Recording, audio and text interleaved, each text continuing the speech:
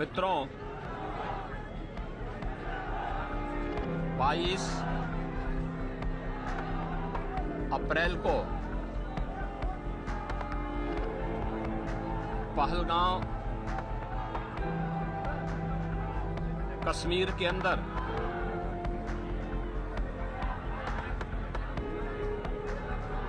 पर्यटकों के साथ जो आतंकी हमला हुआ है,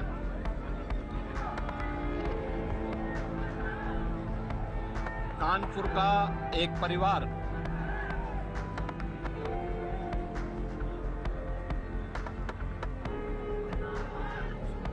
भी उस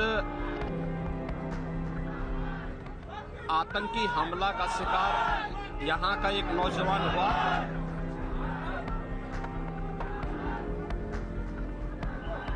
शुभम द्विवेदी 2 महीने पहले ही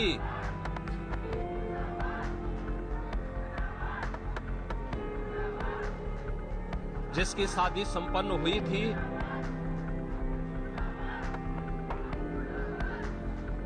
यह पहलगांव का आतंकी हमला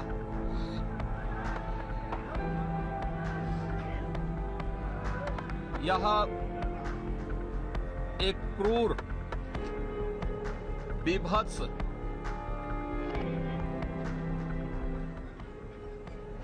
कायराना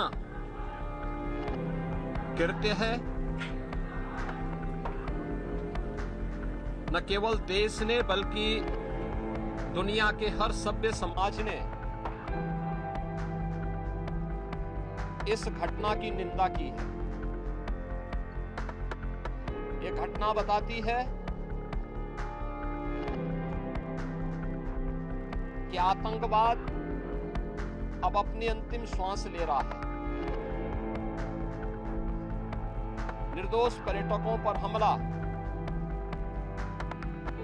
जाति और धर्म पूछ करके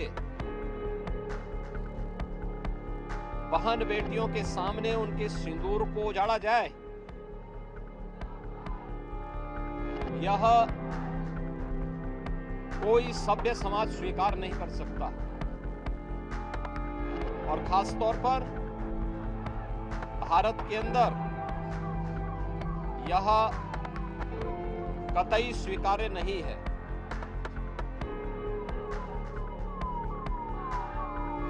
भारत सरकार की आतंकवाद और उग्रवाद के प्रति जीरो टॉलरेंस की जो नीति रही है,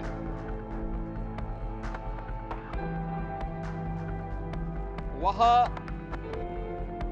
प्रभावी ढंग से आतंकवाद का नेस्तनाबूद करेगी।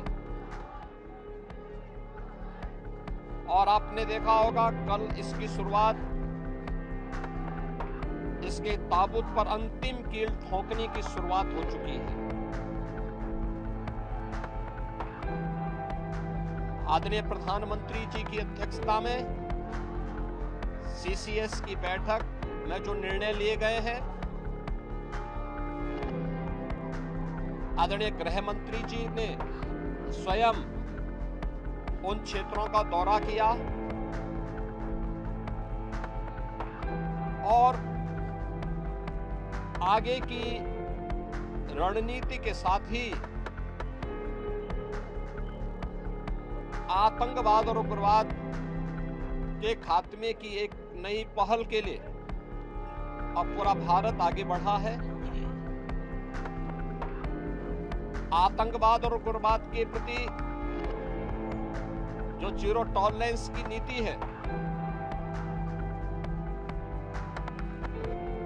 पूरे भारत को इस दुखद घड़ी में प्रधानमंत्री मोदी जी के नेतृत्व पर विश्वास करना चाहिए। मैंने अभी शुभम द्विवेदी के परिवार के सभी सदस्यों से मुलाकात की है। उनके पूज्य पिता से मेरी कल भी बात हुई थी। और रात्रि में ही उनकी बॉडी यहां पर आई है। पार्थिव शरीर अंतिम संस्कार की प्रक्रिया के लिए आगे प्रस्थान कर रहा है। परिवार दुखित है। सोहम द्विवेदी परिवार का एकमात्र पुत्र था।